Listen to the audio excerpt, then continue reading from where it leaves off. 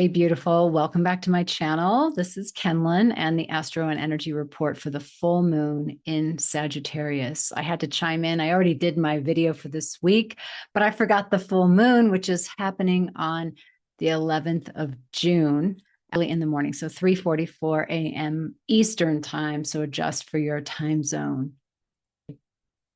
So this full moon, we have planted seeds for in November 30th. Remember, there was a Sagittarian new moon. So look back there. What was happening? What did you plant seeds? We're always planting seeds. We're always harvesting, whether we know it or not. Our life is following the rhythms and the cycles that our bodies, our emotions know. Our psyche knows those rhythms already, even if we're not conscious of it. And part of the awakening process as a new earth priestess is really to get related to the cycles of nature, because these cycles live in our psyche. So when we plant intentionally and we harvest intentionally and we share our gratitudes and we let go, there's a flow that happens in life. And I'm saying that as a person who has the South Node, this South Node in Virgo in the 5th house, opposite the North Node in Pisces. So this axis point that we're dealing with for well, I think we started in January, for that 18 months from January, has me really letting go of old creative projects and old entrepreneurial ventures. So you can bet, and I'm going to highlight why I'm even saying this, but you can bet that knowing the cycles, knowing where the South Node is, knowing what's completing, knowing where the full moon is important to get alongside of it, because otherwise our temptation is to what? Grip, hold on.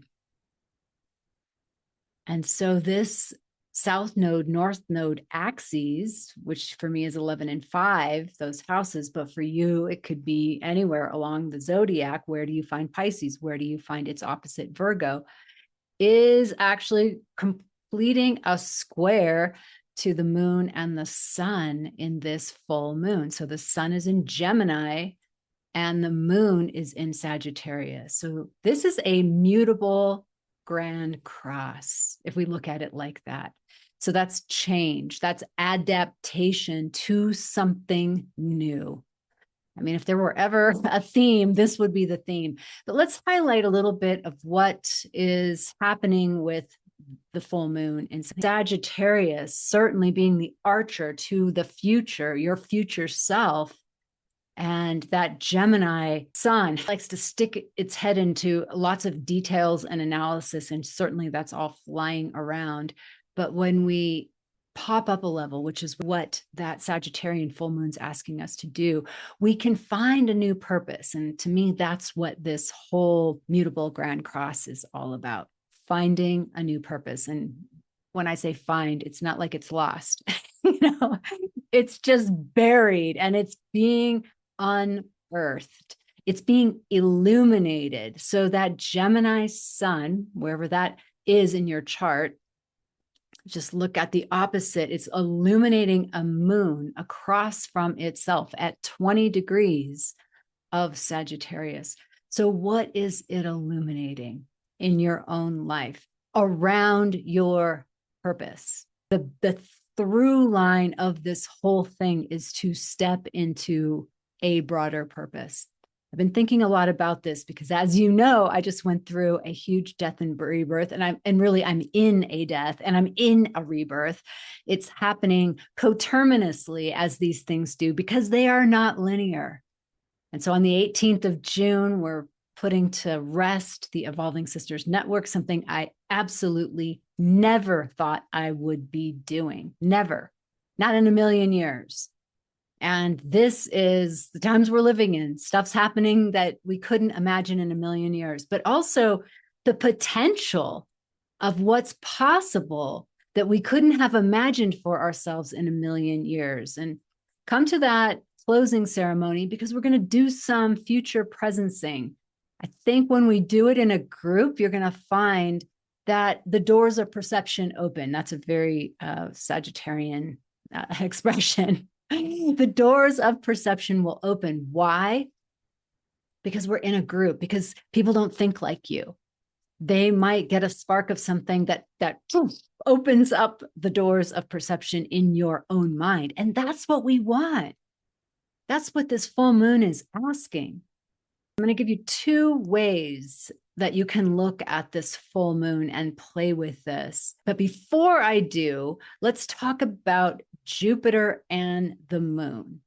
So Jupiter is no longer in Gemini. Jupiter moved into Cancer. So it's not opposing this full moon. But what they say is it cannot be seen. They're not seeing each other. But we have telepathy. There we go. So already we're opening up the doors of perception. We're moving into telepathy because the archetype of abundance, the archetype of expansion, the archetype of justice has moved into Cancer. I love that. Cancer is our homeland. Think about the Statue of Liberty. That's very Cancerian.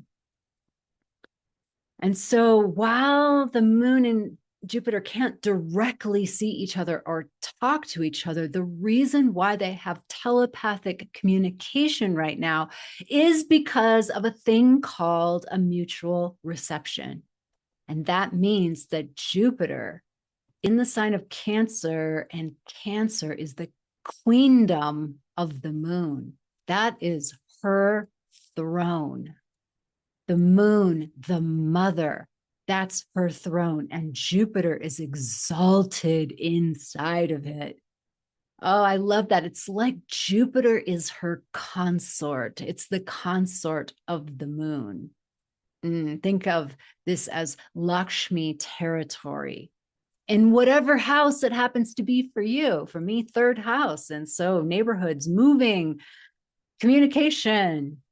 Here I am communicating. So think about that for yourself.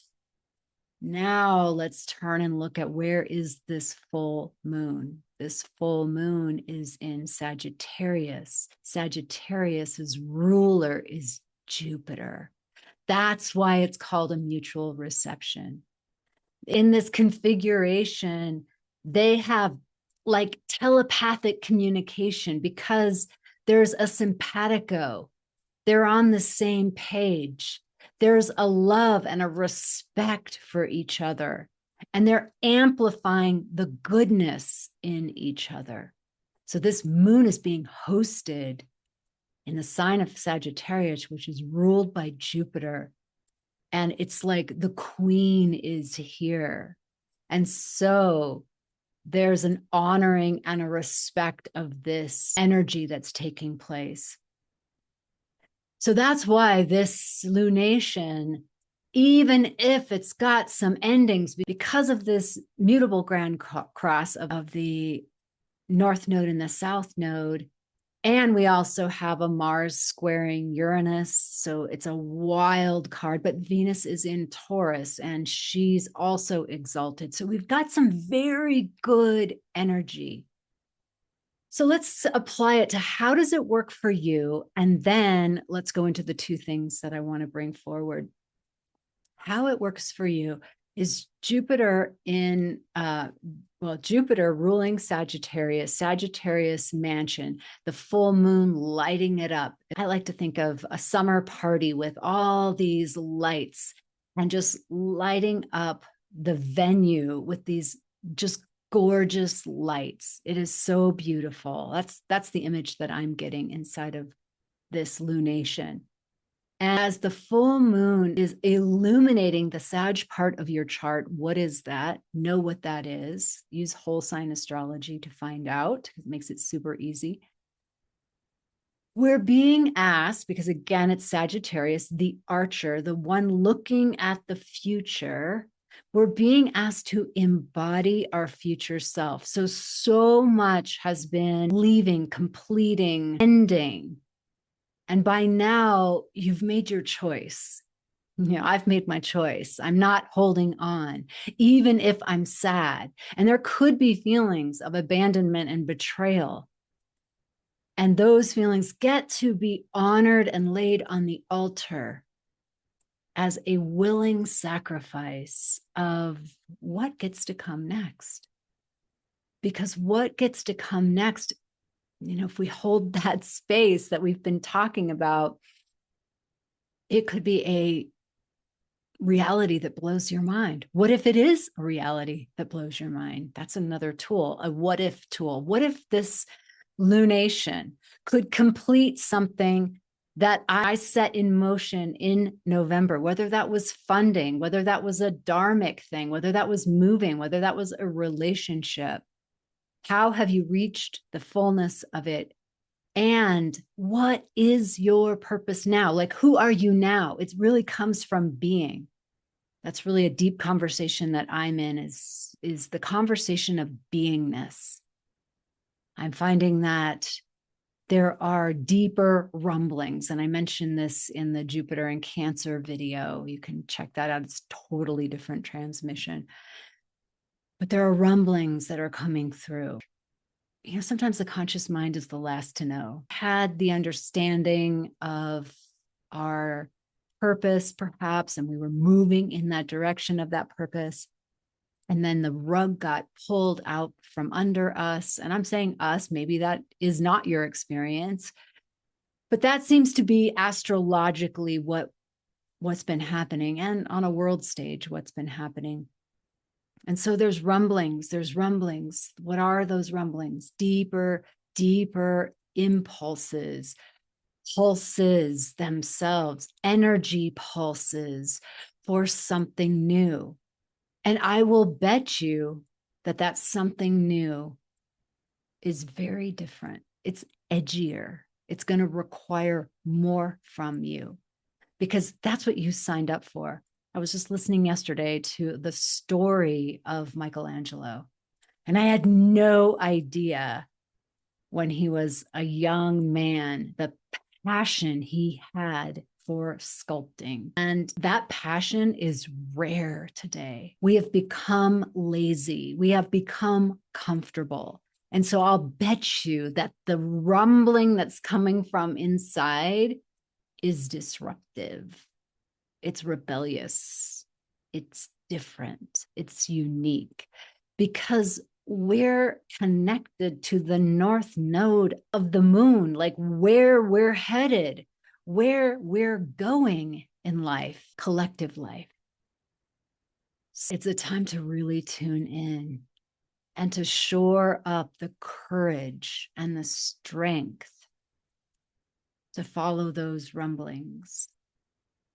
Because I will bet you that is where your dharma lies. That is what you've been waiting for.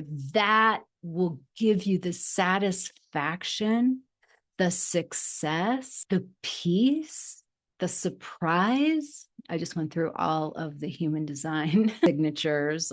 But isn't there a chasm from that rumbling to the actualization of it? That chasm is called the leap of faith. It's called that first action. The journey of 1,000 steps begins with the first step. And that step doesn't even appear until you put your foot down. I mean, holy wow, that makes the stakes high. It makes the internal listening imperative.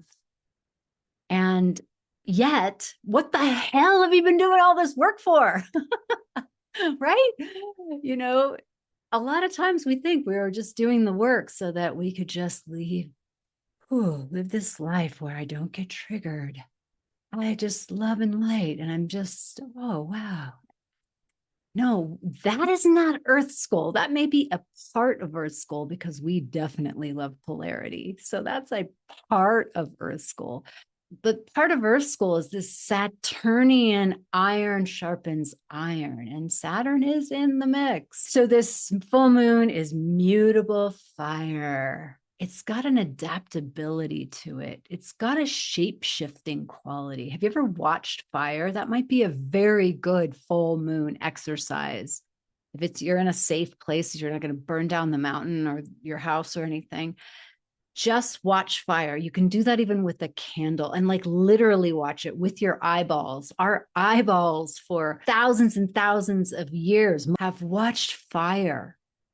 So watch fire and let it dance. Let it inform your psyche in ways that nothing else can inform your psyche. I'm in the mountains. I would love to have a fire ceremony. That's just not going to be on the menu. So I'm going to stare at a candle. That's my full moon ritual. So the other two pieces that I wanted to share about this full moon ritual that you might want to employ is 80% of your life as you know it can get scrapped.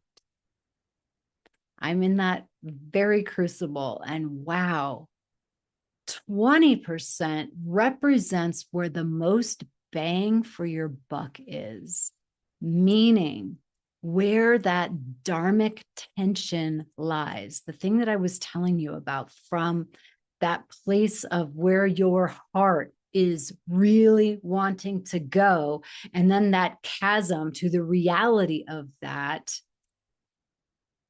That is the 20%. Where does your excellence lie? Where does your creative edge exist? And is that what's being asked of you? That's just a question. You can stare at the fire and ask that question. What's the 80% of scaffolding that's actually draining your energy, taking more time? I deal in the realm of business with healers and coaches and new entrepreneurs. And one of the fatal flaws is taking on too much. And when you take on too much, you're spread so thin with your energy that nothing is giving you a return. So you need to do, because this is also a very Sag moon right now. It's a very truth-telling moon. It's a confronting reality sandwich moon. So eat your reality sandwich willingly, because it's the key to your future. Don't no, I don't want to know what the numbers are. Instead, look at your numbers. Where does the bulk of your income come from? Is it something that's in alignment with you?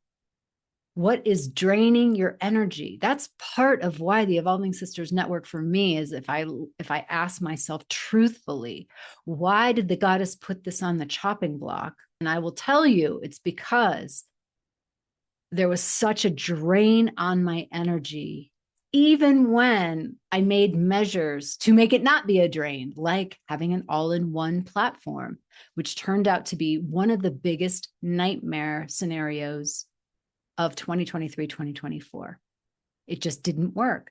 I went with a new platform that had lots of things, really great people, and it was a mess of a platform. So it ended up draining my energy, and that's no bueno. That's not going to stand going forward. Can you take that into your future? So you got to look, or you got to swipe it away. So be willing to look. That's the first thing. What is the 80% that can be on the chopping block to really pare down to the 20% that contains your genius and will make you money? I'm happy to support you in that. I'll open up a few private sessions for that. I'm going to share that on my email list. So click the Moon in You and opt in. And if you opt in and you receive the Moon in You, which is an intention setting guide for the rest of 2025, we still have 6 months to go. So it's halfway complete. We have another eclipse. We've got more full moons, more new moons.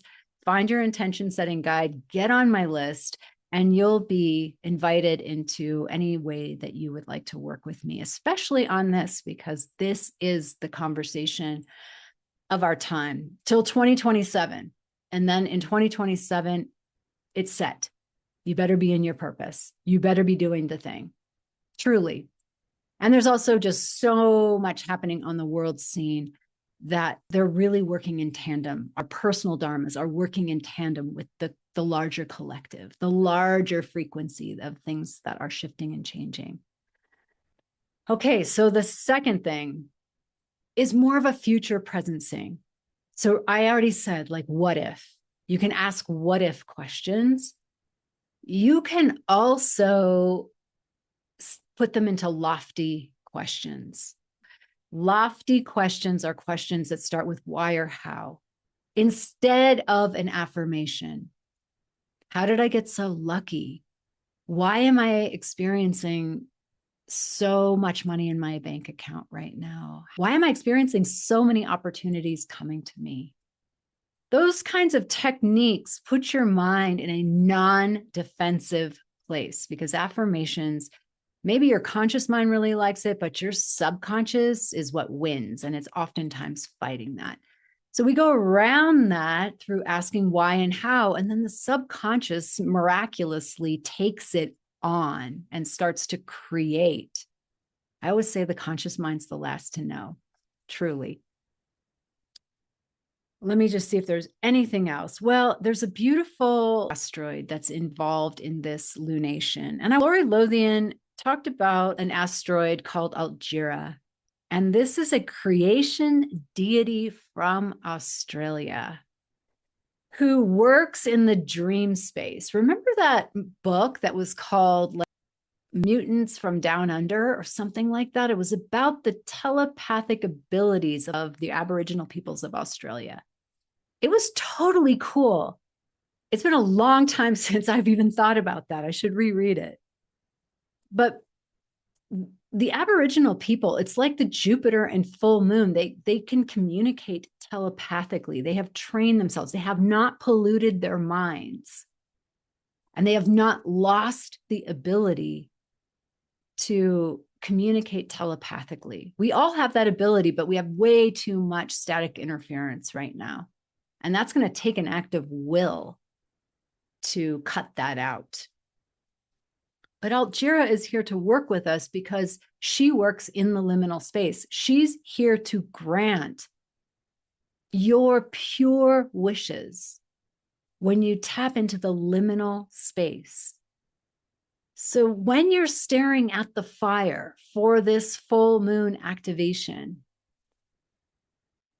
get yourself in a trance-like liminal state, not the thinking mind, the discursive mind, running. I mean, I know we've got the Gemini sun here, but see if you can get yourself in a state. So maybe do it when you're a little bit tired and you're looking at this fire, and you do it a long enough time where you're allowing that fire to really calm your nervous system. Fire meant good things for the early peoples who discovered fire. It was warmth. It was being able to eat different foods and survive for longer periods of time. So look at the fire and allow process on a different level to move and shape you and dance you just like fire does.